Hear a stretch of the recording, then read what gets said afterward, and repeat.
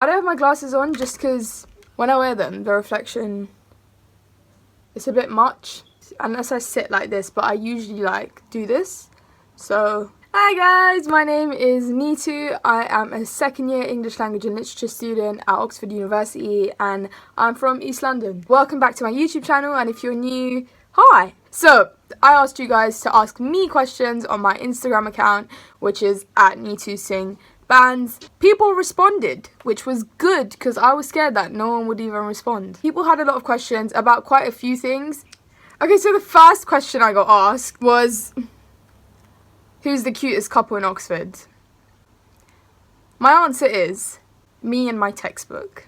The whole thing about finding your husband at uni, the whole thing about like relationships and all that jazz, honestly, the best thing you can do is just go in with a really open mindset and a very kind of self-assured personality, and that means that you are very aware of who you are and what you stand for and what you care about and what you like and don't like. Don't go into uni with this whole, I'm going to find the love of my life, I'm going to leave this place with a husband, and just literally just live your best life. Don't worry about a significant other. There are some people who, who really feel the need to be in a relationship all the time, and that's okay.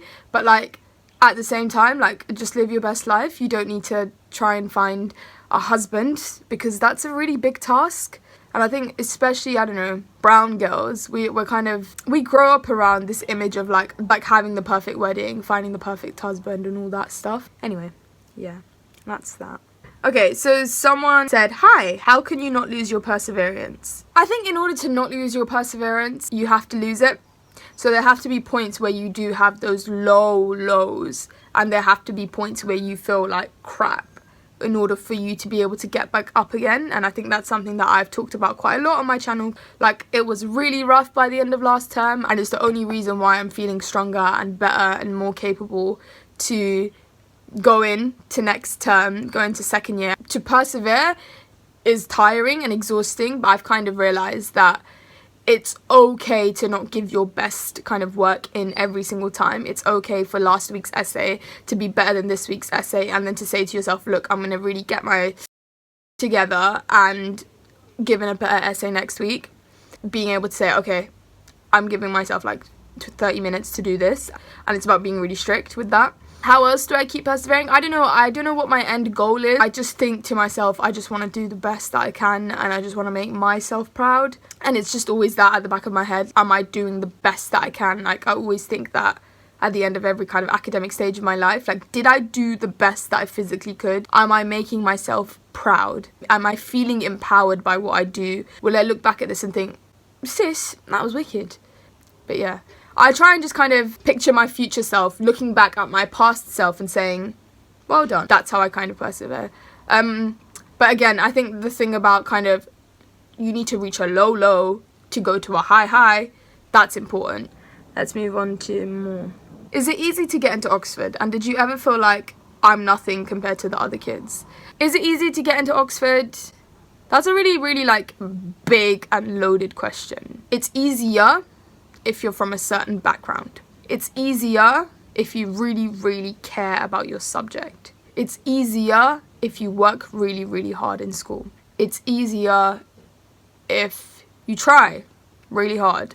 It's easier if you're really, really intellectual and curious and ask a lot of questions about the world. And did you ever feel like I'm nothing compared to the other kids? Yeah, at points I definitely did feel like I was rubbish. I mean, there's definitely a word for this or a phrase for this, and the phrase is imposter syndrome, and you've probably heard it a lot in other YouTube videos, all over the internet, on articles, whatever. You've definitely heard it in my earlier videos. And imposter syndrome is essentially when you're thinking to yourself, I don't belong here, I'm an alien. I feel like an imposter. I'm imposing myself on this environment or in this place that doesn't belong to me. I don't belong here. I definitely did feel like I'm nothing at points, especially in the first time. I was just like, why am I here? Like, why am I going through this? It was like Freshers Week, and we'd had like 10 million talks, and I felt so overwhelmed. And on top of that, I'd met my tutors, and they were like, yeah, you got a 2,500 word essay due in less than a week. Good luck. And I was like, what? And like a 1,000-page novel to read, and it was just hell. And I remember just being sat there in the library. I think it was like 2 a.m. with Samira, with Sam. This is Sam. We were just looking at each other like, why are we here? All our friends are living their best lives back at home or in London or wherever, and we're here in this foreign land feeling like idiots, and we're just struggling like a lot. So yeah, I did definitely feel like nothing. But again, what I said earlier about you need to reach your low lows to reach your high highs, you need it. You do need to sometimes feel like nothing. And it's definitely humbling to feel like, oh, I actually have to try really, really, really, really, really, really hard just to get a decent grade. Not to even smash it, just to get a decent grade. Quite a few people ask me, how did you get into Oxford? I applied. You have faith and you have conviction and you apply. That's exactly what I did. Some of my friends sent some stupid questions and I swear to God, bloody hell, mate. Okay, is there a point where you want to give up with some Oxford people? If so, how do you deal with it? Okay. Yes, there is definitely a point where I want to give up with some Oxford people, and there's definitely ways in which I've kind of tried to deal with it. Okay, I'm gonna spill some tea. There are people at Oxford who are ignorant, who are from backgrounds who have never ever met someone like me, never talked to someone like me. There are people at Oxford who assume things about you. They will assume that you have a certain amount of money. The way I deal with it, at the beginning, I used to definitely answer a lot of people's questions. And I used to always kind of strike these conversations about race and about equality and about, feminism, intersectional feminism, about colonialism and post-colonialism and all of that. I used to do that a lot, like even in the kitchen sometimes. And I'm thinking to myself, why am I'm not being paid to be the diversity person in this room. I am paying to be at this institution. So why am I out here doing up diversity talk to every Eton, Westminster, whatever boy there is about? Why do I have to explain some things to you? People are not they're not horrible, they're not vindictive, they're not trying to be evil, but they're just sometimes ignorant, and it's just like, you're a big adult. Why are you being so ignorant? And some people think it's okay to consider applying for like a representation role when they're not from an access background, and I'm just like, and again, I'm not trying to throw shade, because again, these people are genuinely they're nice people. They're just ignorant. And you know what, one thing I've done now is I just skirt. I don't even engage in conversation about it. I'm sick and tired of chit-chatting. And another thing, I get less offended now. At the beginning, I came in really anti, really aggy, really not talking to any of these man. And then towards the end, I realised that, you know what? Yes, it's so important to educate them, but not at the expense of your sanity and not at the expense of literally just trying to eat your pasta in peace in the kitchen. I just choose when I want to engage in this conversation and when I don't. If I'm in the mood to educate and discuss, I will do it in that moment. If not, I will save it for a later date. But just because you're the only woman of colour in the room, it doesn't mean it's suddenly your job to educate all the white males in the room. It's not your job. One thing I will say is I'm very unapologetically myself. I'd never try to adjust myself to the whiteness of the spaces I'm inhabiting. I definitely don't. Okay, these answers are bloody long. How is the lifestyle of Oxford students? I'm aspiring to go there. I think the one thing that all Oxford students, again, we're not homogenous, we're not all the same, so I don't think there's one fixed lifestyle, but one thing that I can say is the workload. There is a lot of work to do, a lot of the time. That means that we work hard, some of us, most of us, sometimes, I don't know, work hard, but also it means that we play hard. I think that means that for some people, that means if they're going to work really hard, if they've worked really hard that day, had an intense week, they'll have a really, really kind of intense night out. For some people, that will mean they'll just sleep for the whole day on one of the days.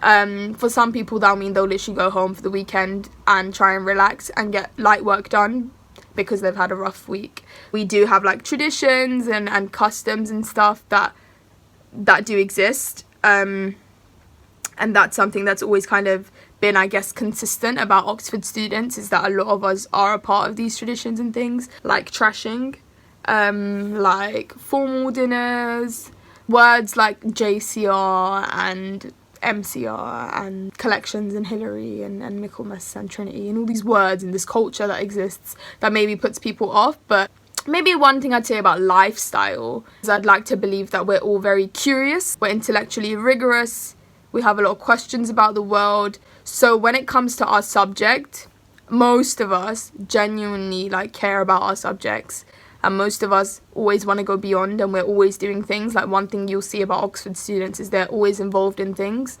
whether that be someone's written a play, someone's a president of a society, someone started a charity, someone's opening up a business, someone's launched a new product, someone's, you know, on their student committee trying to make positive changes. They're just really interested in everything, which sometimes is a bit annoying, and obviously it feels pretentious, like, oh my, that's so interesting. We are very interested people, but that doesn't mean we're interesting people. Some of us are just... So, things that you wish you knew before uni. Okay, I'm not going to talk about, like... The first thing I wish I knew before coming to uni is that it's going to be hard, and that's okay. It's okay for you to find things hard. And it's okay to feel challenged in ways you never have before. Living away from home, finding new people, fending for yourself, adapting to a new environment, adapting your habits, adapting everything. It's just adapting. Adapting is hard, and that's okay. That's the first thing I wish I knew. The second thing I wish I knew is you can't be good at everything. I said to myself, I'm going to go gym, and I'm going to be cooking up good meals, and I'm going to be getting a first at the end of the year, and I'm going to be doing up amazing. Like, again, it was a successful year, and any first year of anything new is a success, because it means you literally survived the thing and you were able to do it and move on and continue and thrive and persevere.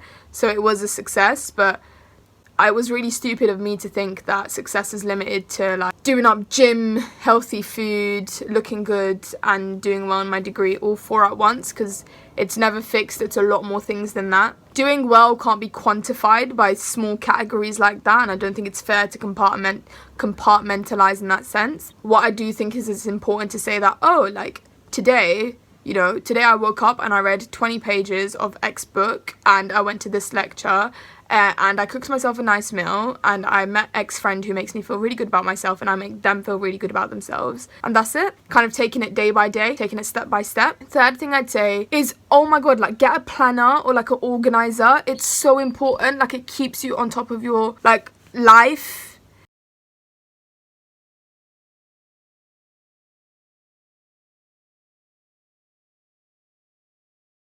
It's something I genuinely just didn't have for like ages in first term, and I don't know how I survived. And get a calendar in your room. And this video, I'm realizing there's just so many different aspects that people want to know about, and it will end up being like a hour-long movie, mate, if I continue speaking about this. But yeah, I hope those tips were useful and helpful for now. What's special about Oxford, academically speaking? What's special about Oxford is that it is definitely a really, really research-intensive university. The people who teach there are the ones who write a lot of the textbooks on the things that people all over the world are learning about. So it's definitely, I would say, a very, very special university in that sense. Obviously, this is because of kind of the way history's course is taken, which means that it was the first university in the UK, and it kind of has carried on with that, and that means that it has this prestige, and it has this value, and this cultural value and historical value, wrongly or rightly, that makes it so special. For me, what makes it special is that everyone there is really, really, really like intellectually like stimulated, your peers and your tutors. And I like the academic environment. I find it very stimulating. I feel like I'm just constantly learning, even if that means like just in the dining hall someone's randomly talking about something that they read or one more question is, what's the hardest part about your course? I would say for me personally is the reading. There's just so much of it, and the summer vac is 3 months, and I'm just reading at the moment because there's so much to read before we start term. How can someone best prepare when moving out? Okay. There's a lot of aspects to that question. There's kind of skills that you could learn before, like cooking, like knowing how to use a washing machine, like being clean, having a shower every day, stuff like that, you know, being prepared to be a young adult. I mean, there's quite a few things that you can do with preparing to move out. The first thing I would say is kind of the packing aspect and the kind of preparing what stuff you will need to survive while at uni. There's that. And then there's the emotional preparation, which I think the only thing you can truly do is to go in being ready to feel challenged. There's no amount of kind of preparation that you can do for what's yet to come because you've never experienced it. Maybe the best preparation is just to feel a bit unprepared in the emotional and kind of mental aspect of it. The people back home, even though they're not there physically, they are there for you constantly. The other side of preparation is definitely like feeling ready to learn and eager to learn and excited. That's good. Even if it's a nervous excitement, that's fine, but as long as there's some excitement. Okay, how do you cope with stress in general? Sometimes I just don't cope, lol, and when I'm really feeling like I'm not coping, that's when I actually seek help. So the way I kind of cope is I talk to people. I love talking to people. I love being around people. For some people, sometimes it's the opposite, like leave me alone. Let me deal with this in whichever way I do, and then I'll be back. I like listening to music. I like dancing to music in my room when no one's looking and the curtains are closed because that's embarrassing. I definitely love cooking. It makes me feel so happy, and I love cooking for people and with people. Also, and as valid as your stress is and as valid as your emotions are, I always try to remember that it's not that deep. What does Oxford University offer to you that made you want to apply? The tutorial system. I think it's super cool to talk to like world experts about subjects because it just means you're learning so much at such a fast pace. And I'm going to be super honest, like the kind of respect that comes with being an Oxford student. Again, rightly or wrongly. But yeah, there's that kind of element of that's quite impressive that you managed to get in and survive and thrive in that place. Least fave thing about Oxford.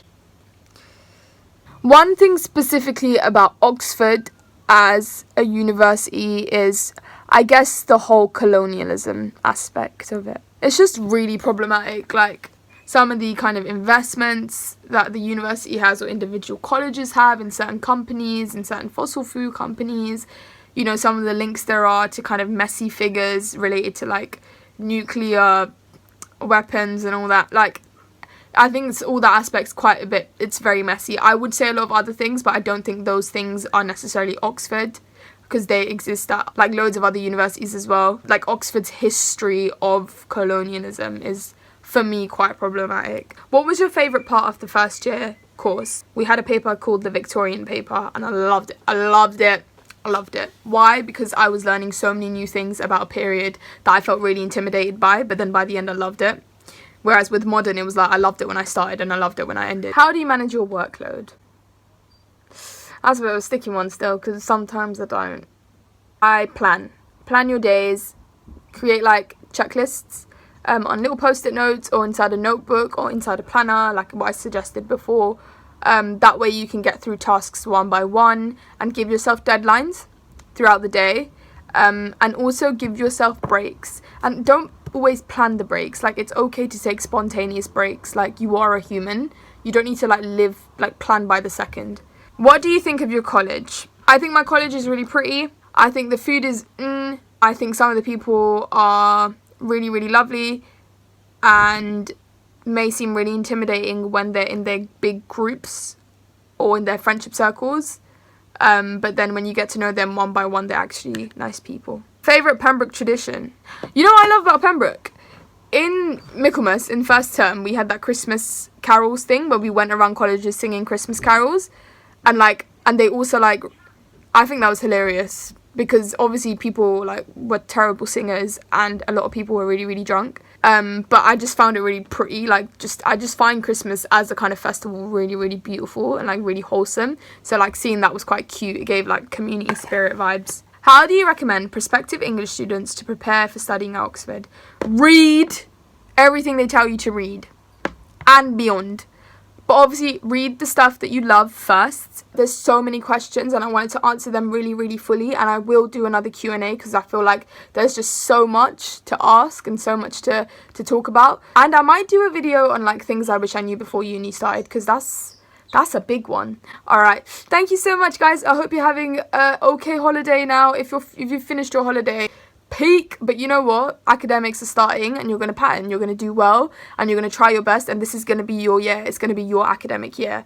Please like, comment and subscribe, and please ask any questions down below. Bye!